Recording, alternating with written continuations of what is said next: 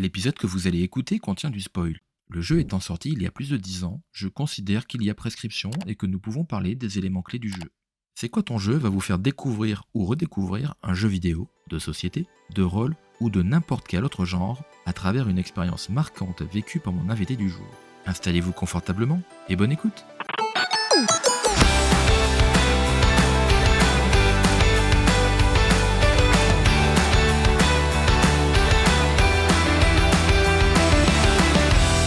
Bonjour à tous et j'espère que vous allez bien. On se retrouve aujourd'hui pour le 15e épisode de C'est quoi ton jeu, le troisième de la saison 2. Saison qui, pour le coup, est déjà bien entamée depuis un bon mois maintenant. Moi, c'est Joël et je vous accompagne comme à chaque fois pour vous partager ces petites histoires autour du jeu. Nous sommes le 4 octobre 2022. Quel que soit l'endroit où vous écoutez cette émission, installez-vous confortablement pour casser la mélancolie de l'automne qui s'installe. Vous n'imaginez pas à quel point je suis content car la personne que je reçois aujourd'hui a officié chez des grands noms de la presse du jeu vidéo en France. Journaliste chez Joypad, Joystick, Jeux Vidéo Magazine puis Gameblog, il a également des talents d'écriture que vous pourrez apprécier dans son livre Castlevania, le manuscrit maudit. Place à l'invité, le bien nommé Gianni Molinaro, davantage connu sous le pseudo de Plume. Comment vas-tu? Bah, écoute, ça va super, Joël. Et toi? Bah impeccable, franchement comme je le disais, je suis très content de te recevoir. Eh bien, moi, je suis très content que tu m'aies invité. Ah Ça bah fait une voilà. belle coïncidence. Bah ouais, carrément quoi. Alors c'est vrai qu'après, bah, on partage une passion commune pour le jeu vidéo. C'est vrai que lorsque j'ai lancé ce podcast, Mhm. le but c'était de partager des anecdotes vécues autour du jeu dans sa thématique globale, hein, donc jeux vidéo, jeux de cartes, jeux de rôle, jeux de société. Mais j'imagine bien que pour toi, le jeu vidéo représente quand même quelque chose de particulier tant il a été au cœur de ta vie pendant plusieurs années. Bah, il était au cœur de ma vie, toute ma vie, hein, quasiment. J'essaie de remonter à mes souvenirs les Ouais. plus anciens. J'ai une console avec Pong et d'autres mini-jeux, tu vois, des jeux de hockey ou trucs comme ça, avec des barres et des carrés, qui est à la maison, Ouais. qui appartenait à mon grand frère qui a 11 ans de plus que moi. Donc c'était lui qui m'a un peu drivé là-dessus. Mon grand frère aussi qui, en allant me chercher après la maternelle, me mettait devant une borne d'arcade d'un jeu qui s'appelle Kangaroo, qui est un peu une espèce de Donkey Kong Junior, mais avec une maman kangourou qui va chercher son bébé kangourou. Ah ouais. Tu vois, enfin, il y a toujours eu du jeu vidéo autour de moi depuis que je suis en âge de marcher, ou même avant. Je sais qu'il y a toujours eu du jeu vidéo autour de moi parce que c'était une des passions de mon frangin. Depuis toujours chez toi Moi, quoi. j'ai suivi dans la foulée parce que quand il achetait des magazines, je lui Ouais. shippais pour pouvoir les lire. Quand il a eu son Amstrad CPC 464, bah, j'allais jouer avec lui et pareil, je lui shippais ou on jouait ensemble. D'accord. Quand il est parti, j'ai eu mon Amiga et on a fait beaucoup de parties sur plein de jeux. C'est ça. Ça a été un grand truc familial avec mon frangin. Puis après, la démocratisation du jeu vidéo fait que bah, c'est un truc qui rentre dans la cour de l'école où on commence à parler avec les copains, à se dire tiens, à propos, moi j'ai telle machine, j'ai telle console, j'ai tel ordi, tiens, si on s'échangeait des jeux, etc., etc. Et effectivement, ça devient vite une passion, une vraie grosse passion, parce que l'adolescence, bon, les filles, c'est foutu avec les boutons que j'ai. Du coup, autant se mettre à jouer comme on a envie, quoi, à toutes les expériences qui sont possibles, D'accord. pour essayer de se divertir quand on n'est pas en train de faire un foot ou qu'on n'est pas en vadrouille avec la famille. Ouais. Quand tu as décidé de faire ton école de journalisme, c'était vraiment dans le but de travailler dans le jeu vidéo. Absolument pas. D'accord. Mais alors vraiment pas. En fait, j'étais assez paumé au début des années 2000 en termes d'orientation. Ouais. Je savais vraiment pas ce que je voulais faire. Mais alors vraiment pas. Il se trouve que les écoles de journalisme, c'était un truc qui me tentait. J'avais tenté d'entrer dans une école à Tours. J'ai été refusé. Il y avait celle, donc l'ESJ à Paris, qui elle prenait sur concours. D'accord. Je me dis, je vais tenter le truc. C'était en juin 2002, si je ne m'abuse. J'ai tenté le concours, j'ai réussi, et puis bah, j'y suis entré. J'ai eu ma première année un peu ric-rac, Ouais. mais l'objectif, c'était pas du tout de devenir journaliste jeux vidéo. Mais il se trouve que, à l'été 2003, Joypad est racheté par le groupe Future France. Il y a beaucoup de journalistes de Joypad, de Joystick, de chez Hachette qui décident de se barrer. Ouais. Et moi, à ce moment-là, bah, je connais plutôt bien, parce que je suis arrivé à Paris un an avant et qu'on s'est rencontrés 2 ans avant, je connais plutôt bien Angèle et Julot de Joypad, qui sont toujours des très bons potes aujourd'hui. D'accord. Au moment où, sur un press tour de PES, parce que j'étais aussi très actif dans la communauté PES, c'est pour ça qu'on se connaissait d'ailleurs avec Angèle et Julot, j'étais en haut de la pyramide de la communauté de l'époque, parce qu'il y a eu plein de choses qui se sont passées en termes d'organisation de tournois, etc. D'accord. Il y avait vraiment une communauté très forte. Et donc sur un événement PES, je crois que c'était avec les joueurs de foot pro des jeunes joueurs qui étaient vraiment dans des clubs en France, qui faisaient un tournoi entre eux pour le fun organisé par Konami à Menton. Ouais. Je discute avec Julot à ce moment-là, qui lui aussi fait partie du voyage. Il dit bah écoute, si vous avez besoin d'un coup de main, il me dit, lui Angèle m'avait déjà dit que ils allaient de temps en temps sur ISS Online ou PES Online pour lire ce que je faisais, qu'ils aimaient bien et tout. Et là je lui disais bah écoute Julot, si jamais Ouais. n'hésitez pas, moi je pourrais toujours vous dépanner. Mais j'avais pas dans l'objectif, je m'étais pas dit tiens je vais devenir journaliste jeux vidéo du tout. Hein. Et à ce moment-là, bah, on se revoit encore un peu après, encore une fois avec Julot et Angèle, on en discute et tout. Et là ils me disent bah écoute, nous on a pensé à toi, ça tombe bien. T'hésites pas, je suis là. Si ça te branche, bah, tu peux nous rejoindre et tout.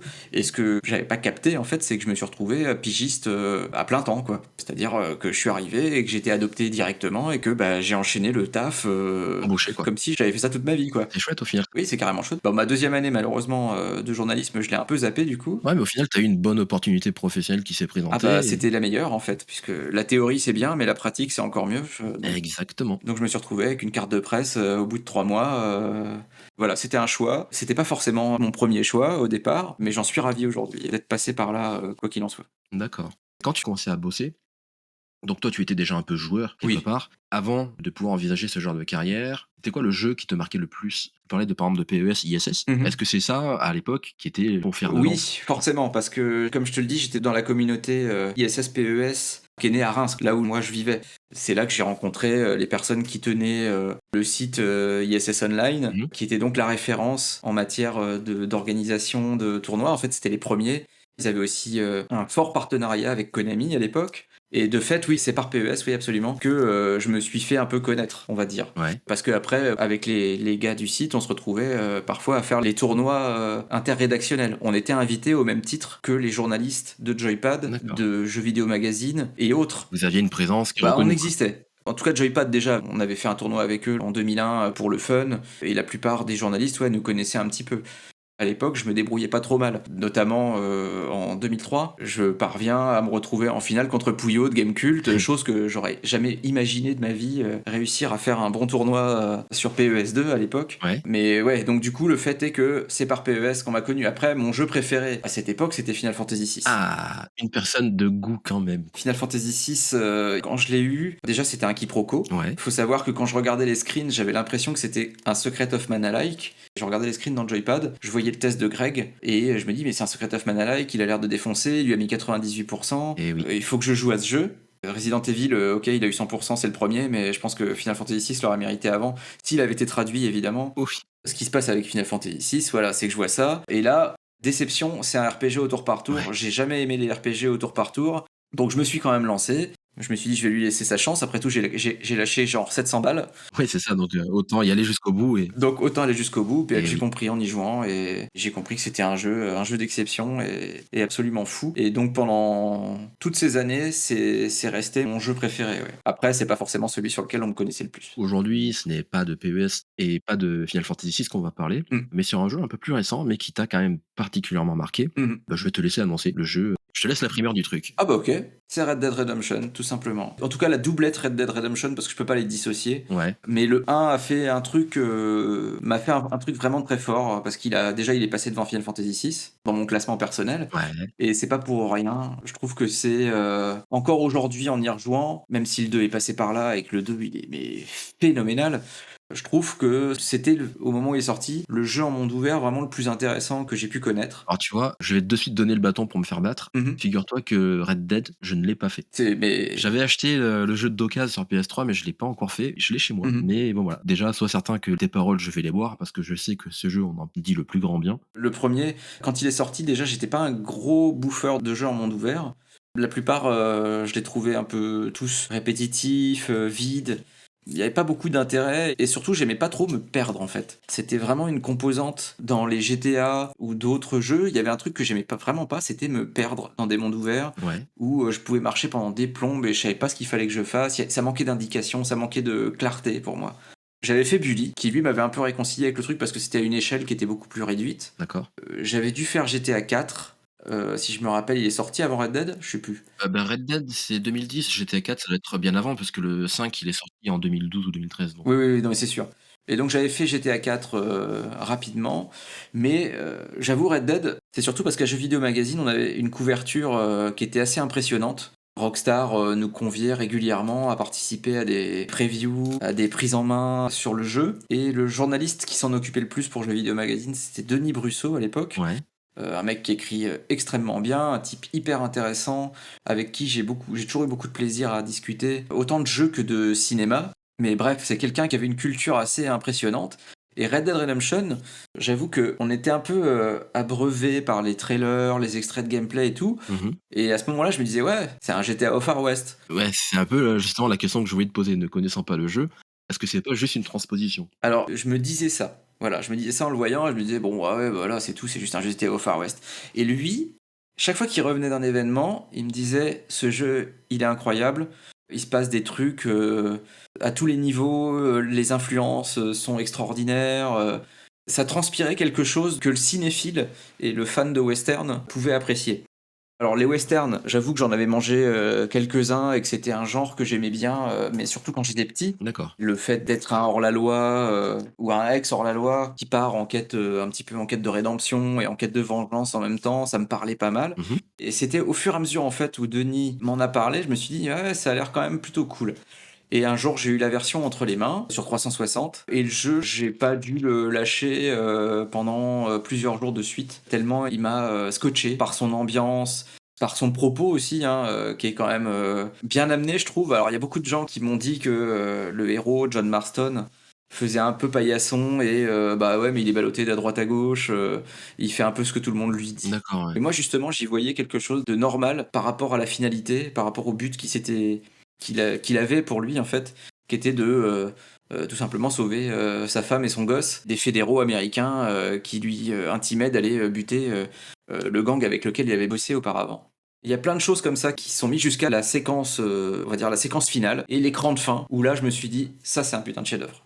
L'écran de fin, vraiment, ça m'a retourné le cerveau et là, je me voyais en train de revoir des vieux westerns avec John Wayne ou des vieux ça y est, j'ai oublié le nom des réalisateurs, évidemment. Enfin bref, des vieux westerns que je regardais quand je pouvais à la télé ou dans la dernière séance, tu vois, quand Eddie Mitchell il nous parlait de ses acteurs préférés juste avant que le film Ah commence. oui. J'avais exactement cette sensation de j'ai vécu un truc vraiment extraordinaire de bout en bout. Est-ce que tu pourrais nous parler un petit peu du jeu vite fait? Alors, Mhm. le jeu est sorti il y a quoi? Il y a 12 ans maintenant, donc on peut spoiler. Ce serait un jeu qui est sorti il y a 3 ans, là, on conserverait, mais là, sur ce jeu qui date un petit peu. Ah oui, on peut tout spoiler, je pense. Donc peut-être nous parler des moments forts que tu as vécus, peut-être, des moments qui t'ont mis la boule au ventre ou peut-être ce que tu faisais à un certain moment et qui fait que tu t'en rappelles encore aujourd'hui? Bah, pour Red Dead, il y a pas mal de moments qu'on peut retenir, le premier je te l'ai cité là, c'est, cet écran de fin qui est implacable, tu vois? Qui clôt l'histoire de la plus belle des manières, Ouais, enfin, en tant que joueur, j'ai eu un vrai sourire de satisfaction à ce moment-là.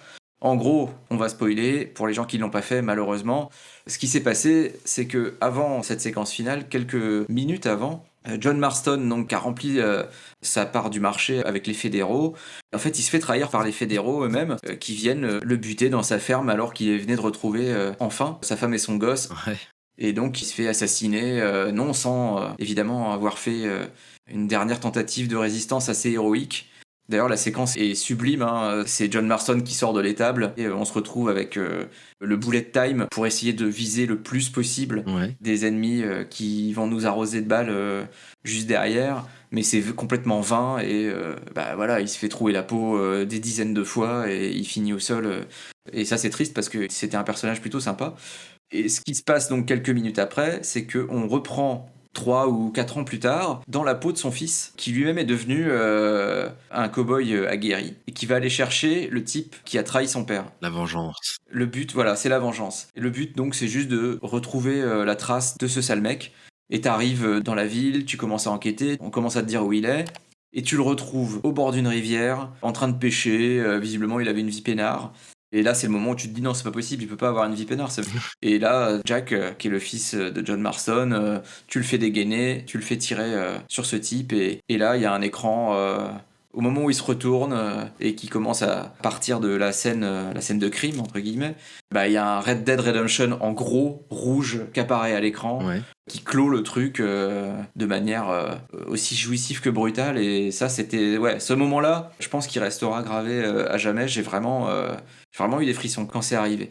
Mais l'autre moment qui pour moi est vraiment emblématique de Red Dead, Ouais. c'est un moment beaucoup plus ambiance pour l'époque, qui tranche vraiment avec ce que le jeu vidéo nous propose d'habitude en matière d'expérience liée à quelque chose de cinématographique. C'est le moment où on arrive au Mexique. En fait, ce qui se passe, c'est que John Marston donc continue à traquer tous ses anciens comparses, et après une mission plus ou moins bien abordée, je me souviens plus exactement comment elle se déroule, il se retrouve avec un cheval à devoir passer la frontière, aller vers le Mexique. Et là, il y a une chanson qui s'appelle Far Away de José González, qu'on a pu entendre d'ailleurs cette chanson dans La vie rêvée de Walter Mitty. Et tout ce qu'on fait, c'est galoper avec cette chanson. Et là, il y a un truc qui se passe à ce moment-là. J'ai eu presque le même sentiment, mais j'avais l'impression que c'était plus artificiel avec Uncharted 4, qui nous fait ça après l'engueulade entre Elena et Nathan au début du chapitre 16 ou 17, je crois, où justement, il y a une espèce de blanc, un truc qui s'installe sur une musique, et il n'y a rien d'autre que la conduite. Il n'y a pas de bruitage, il y a juste cette musique là qui te berce pour aller jusqu'à ton but. Et ça, je trouvais que c'était vraiment brillant. La chanson était bien trouvée, bien placée en fait, par rapport au contexte de John Marston qui file au Mexique. Et c'est ce moment-là où peut-être j'étais le plus immergé dans le jeu. Tu ressens le jeu, en fait, tu es à la place du personnage. Bah ouais, exactement, tu ressens le jeu. C'est ça. T'es un peu Lucky Luke qui chante même pour Lonesome Ouais. Cowboy, tu vois, mais sauf que c'est la version plus classe, quoi. Et ouais, ce passage-là est vraiment bien. Mais après, tout le jeu est fait de moments qui peuvent être fantastiques, hein. Je pense que le gameplay aussi est suffisamment bien rodé à ce moment-là pour que ce soit plaisant à jouer. Il y a un sentiment aussi en termes d'exploration qui est presque submergent, de voir que partout où tu vas, bah, il y a du monde. Partout où tu vas, même dans un recoin d'un petit bois, il peut y avoir une surprise. Tu vois, des animaux qui vont venir t'agresser ou que tu pourras chasser. Il peut y avoir des personnages qui vont te demander de les aider, mais en même temps, tu sais pas si en les aidant, tu vas pas te faire détrousser toi aussi. Il se passe toujours quelque chose. Voilà, il se passe toujours quelque chose, et c'est extraordinaire à ce moment-là. Quand tu disais tout à l'heure au début que tu appréhendais un petit peu l'aspect monde ouvert et que du coup, Mmh. tu arrives dans n'importe quel endroit du jeu au final et que tu te retrouves avec des choses à faire, Mmh. est-ce que ça, tu t'es pas senti quand même oppressé à un moment donné? Beh, écoute, bizarrement non, parce que contrairement aux autres jeux du genre à l'époque, j'avais ni la sensation d'être perdu, ni la sensation d'être dans quelque chose de vide, dans quelque chose avec lequel j'allais pas forcément interagir entre les moments où il va y avoir une phase de baston ou après avoir galopé pendant 10 km, il y a juste une cinématique. J'avais vraiment l'impression que j'étais dans un monde vivant. Ouais. Voilà, ça m'a fait vouloir explorer absolument tous les recoins de la map, vouloir absolument tout découvrir sur le jeu. Et pas beaucoup de jeux m'ont procuré cette sensation de vouloir absolument tout faire. À part les Batman Arkham, il y en a aucun. Et les Red Dead, il y en a aucun en fait qui m'a procuré ça. Après c'est un tout, bah, déjà tu Rockstar, enfin ils sont connus pour, lécher leurs jeux, pour les peaufiner Oui, oui, et clairement, en oui. sorte ils sont déjà aboutis. Mm. Puis il y a aussi, j'imagine qu'il y a le choix de la bande son qui te motive peut-être à ne serait-ce juste lancer le jeu pour écouter? Ouais, bah, la bande son, les personnages, la plupart des personnages que tu croises, dont un qui est très énigmatique, que tu croises de temps en temps, qui semble être comme une espèce, d'incarnation de la mort, qui vient te parler de temps en temps pour essayer de jeter un peu le trouble aussi dans ta progression. Il Ouais, y a des personnages, féminins, ultra forts dans le jeu.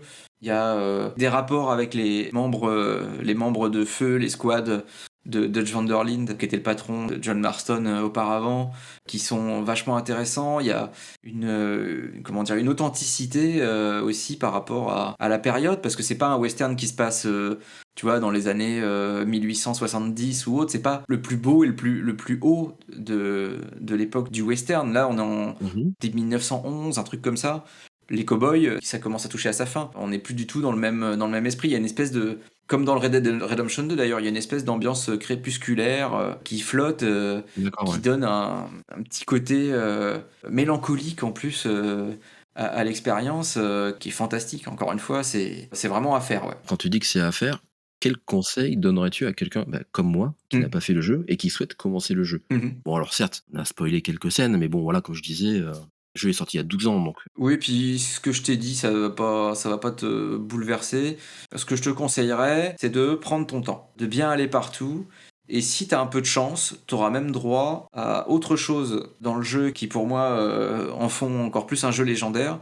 c'est ses bugs, Mhm. mais il a des bugs incroyables. Des bugs qui sont incroyablement drôles, des convois entiers qui volent ou qui t'atterrissent dessus, tu sais pas d'où ils viennent. J'avais vu des vidéos d'une femme avec une tête d'âne qui portait une autre femme sur ses épaules D'accord. et on sait pas d'où ça sortait. Il y avait des trucs comme ça qui se baladaient un peu partout. J'avais fait une compilation, je crois, à l'époque sur Gameblog et j'en avais trouvé encore d'autres, hein. Après, je pourrais te dire aussi de commencer par Red Dead Revolver. Oui, qui est le véritable premier opus, il me semble. Voilà, le premier opus qui est sorti en 2004 sur PS2. C'est ça. PS2, même GameCube, pour te dire à l'époque, donc. Et le faire, Ouais, après, même s'il n'a pas grand rapport avec Red Dead Redemption et Red Dead Redemption 2, c'est toujours bien de se remettre un petit peu dans l'ambiance western, même si c'est un peu plus folklorique là pour le coup. d'accord. Mais Red Dead Redemption, c'est prendre son temps, lui pardonner sa lourdeur, parce que ça reste un jeu qui est assez lourd malheureusement, et bien essayer d'explorer tous les endroits, Mhm. vraiment savourer le jeu le plus possible. Et vraiment, s'il y a moyen, se faire aussi le standalone Undead Nightmare, qui permet d'avoir un contenu un peu différent, parce que c'est une extension qui nous met dans la peau de John Marston zombie, qui va essayer de lutter contre l'apocalypse zombie. Ah oui, c'est vraiment un truc atypique, à raccrocher à côté, quoi. Ah oui, là, ça commençait à être la mode des zombies. Ils se sont dit, bon, on va faire un truc un peu barré. Et ça a très très bien marché d'ailleurs. Il était assez excellent. D'accord. Bah, écoute, merci pour, ces petits moments sur Red Dead. Bah, de rien. Évidemment, n'hésite pas à faire le 2 mais plus tard. Et quand tu auras au moins 3 mois devant toi. Ouais, d'accord, on va dire Voilà. 3 mois pleins, hein. Évidemment, 3 mois pleins, hein, pas 3 mois en comptant les jours de travail. bon, bah, il va falloir que je m'achète, du temps. Oui, voilà, c'est ça. Faut acheter du temps. Très bien. Alors c'est vrai que les joueurs te connaissent sous les traits de l'ancien journaliste que tu es, car aujourd'hui tu as changé de voix. Mhm. Est-ce que tu pourrais te présenter pour Oui. l'auditoire et nous parler un petit peu de tes projets? Ah bah alors aujourd'hui, donc, je suis producteur chez Microids. D'accord, Ça fait quelques mois maintenant que j'ai commencé chez Microids. Mon boulot de producteur m'amène à côtoyer des studios avec lesquels Microids s'est engagé en termes d'édition, des studios qui eux sont engagés à respecter un planning, à respecter des concepts, des idées avec lesquels Microids est d'accord pour faire des jeux le mieux possible dans les conditions qui sont proposées. Moi, mon rôle, c'est vraiment de tenir un planning et avoir un peu les mains dans le cambouis sur certaines choses, comme le fait de soumettre les versions dites Master Candidate. d'accord. Donc, c'est l'étape juste avant qu'un jeu soit Gold. C'est le Master Candidate, c'est-à-dire que c'est une version qui passe en soumission auprès des constructeurs que sont Nintendo, Microsoft et Sony, ou encore du côté de chez Steam. Mmh. Eux, ils approuvent. On voit aussi de notre côté s'il n'y a pas, je sais pas, des bugs qui resteraient D'accord. ou d'autres choses. Le but, c'est vraiment que le jeu arrive bien fini et qu'on puisse le commercialiser à la date voulue. J'essaie de les accompagner au mieux jusqu'à la Gold, jusqu'au patch Day One aussi, des fois, parce que peu de gens le savent, mais pour respecter les délais, des fois, c'est pas suffisant et il faut de plus en plus, et je crois que beaucoup de joueurs l'ont remarqué, se faire aussi à l'idée qu'il va falloir un patch Day One parce qu'il restera quand même des trucs au moment de la soumission qui devront être corrigés de toute façon. Ouais, c'est vrai. Donc voilà, j'accompagne tout ça, je suis en contact avec les studios pour ça, je suis en contact quand il y a une licence qui est aussi en jeu, je suis en contact avec les ayants droit, D'accord. parce que eux aussi ont leur aval à apposer sur les concepts, sur la fidélité par rapport aux matériaux d'origine. Ils ont leur mot à dire sur beaucoup de choses. Il faut que bah, nous, on fasse le mieux possible pour que ça s'entende bien de chaque côté et que bah, tout roule, quoi, tout simplement. Très bien. Donc c'est un métier que j'ai découvert là, donc il y a quelques mois, que je continue de découvrir parce que c'est pas simple, hein. Il y a des formations normalement pour ça, il y a des écoles pour ça. Moi, j'ai pas fait d'école, notamment pour tout ce qui est les tableurs Excel et ce genre de conneries. Ah, néanmoins, tu as quand même, enfin une rigueur organisationnelle qui doit Ouais, t'aider aussi. oui, il y a ça. Après, j'ai aussi le profil de quelqu'un qui a fait des centaines, voire des milliers de jeux dans sa vie, qui permet justement par cette expérience de pouvoir pointer des choses qui vont pas Mmh. et de pouvoir peut-être suggérer des choses, même si c'est pas forcément notre rôle non plus de vouloir jouer les directeurs créatifs du dimanche. Ouais, Nous, c'est plutôt d'aiguiller en fait. On n'est pas les conducteurs du train, nous on est juste les aiguilleurs et on essaie de le faire du mieux possible. très bien. Est-ce que tu as le droit de nous citer quelques jeux de Microids? J'ai le droit de vous parler d'un jeu qui est sorti le 30 juin dernier qui s'appelle My Universe Green Adventure Farmer Friends, qui est donc un jeu de ferme qui est sorti sur Switch, PS4 et Steam. Un petit jeu de ferme plutôt sympathique dans lequel on joue un fermier qui va devoir faire des plantations, D'accord. élever des animaux pour essayer de construire une ferme éco-responsable. Un jeu de gestion au final, c'est ça? Ouais, c'est un jeu de gestion, absolument, de simulation, gestion avec quelques mini-jeux à l'intérieur. C'est un jeu qui s'adresse plutôt à un jeune public, évidemment, D'accord. sur lequel je suis très content d'avoir travaillé. Après, il y en a un autre sur lequel je suis content d'avoir travaillé, c'est koh. D'accord. Voilà, parce que je suis un gros fan de koh de l'émission. C'est moi aussi qui l'ai chapeauté, par chance. OK. Et on a pu faire des trucs avec le studio, on a pu revoir des choses qui n'allaient pas, aller aussi dans le sens d'amélioration que eux auraient bien voulu implémenter sur la version précédente, mais le temps leur manquait pour le faire. Et ouais, très très content d'avoir pu faire ces 2 jeux. Après, j'ai d'autres projets sur le feu dont je peux malheureusement pas parler, des autres projets sur lesquels je travaille, Ce qui est normal, hein, donc mais ça devrait arriver, ouais, pas de souci. Bah, en tout cas, j'espère que tu te plais aujourd'hui dans ton nouveau métier. complètement. Du coup, c'est l'essentiel. Je te le dis, je suis très heureux là où je suis, je bosse avec des gens vraiment, vraiment, vraiment très cool, dans un environnement vraiment très cool aussi. Et je pense que, bon, le journalisme c'était bien, mais je crois que ce nouveau métier me plaît encore davantage. Je crois que d'être passé de l'autre côté, c'était une bonne chose. Bah, écoute, parfait. Est-ce qu'on peut te retrouver quelque part sur les réseaux? Parce que je sais quand même que tu as pris un peu de recul avec tout ça, mais est-ce qu'aujourd'hui on peut Oh te oui. retrouver quelque part? Oui, oui, non, mais après, je suis toujours. Enfin, je viens toujours dire des conneries sur Twitter, même si. En fait, sur Twitter, je passe surtout du temps à relayer des choses. Je trouve ça plus intéressant. Ouais. Mais oui, sur Twitter, j'ai mon arrobas en majuscule, PLVME, donc plume, mais en écriture romaine. Romaine, ouais, voilà. Voilà. Là, j'y suis toujours. Instagram, j'y mets surtout mes vidéos de vacances. Donc c'est toujours le même arrobas, hein, je me prends pas la tête. Vu que plume est pris partout, je me suis dit que j'allais prendre celui-là. Mais ouais, c'est vraiment les seuls endroits où je vais être de temps en temps. Et c'est pas plus mal, hein. C'est bien aussi d'être peinard. C'est bien de pouvoir prendre du recul aussi. Ouais, ouais, ouais, là c'est bien, là. Surtout quand l'Italie est pas qualifiée pour la Coupe du Monde, je peux te dire, c'est vraiment, vraiment très très bien. Ouais, c'est vrai. Ouais. Et donc, beh, pour nous, bah, vous pouvez retrouver les actualités du podcast sur cqtj.fr, sur l'Instagram CQTJ Podcast et sur Twitter @joels82. N'oubliez pas par ailleurs de venir saluer la communauté sur Discord également. Vous pourrez retrouver tous les liens et les informations de cet épisode dans les notes de l'émission. Plume, merci beaucoup d'avoir pris du temps pour le podcast. C'est un plaisir. Merci de m'avoir invité, tout simplement. Comme je te le disais au début, c'est un vrai plaisir de te recevoir. Bah, plaisir partagé. Je te souhaite plein de réussites pour la suite et je te dis à très vite. Et ben pareil, bonne continuation avec ce podcast et à très bientôt. Merci. Et quant à nous, on se donne rendez-vous dans 2 semaines pour un nouvel épisode. D'ici là, comme d'habitude, portez-vous bien et jouez bien. On a tous au moins un jeu qui nous a marqué, n'est-ce pas? Et vous, c'était lequel?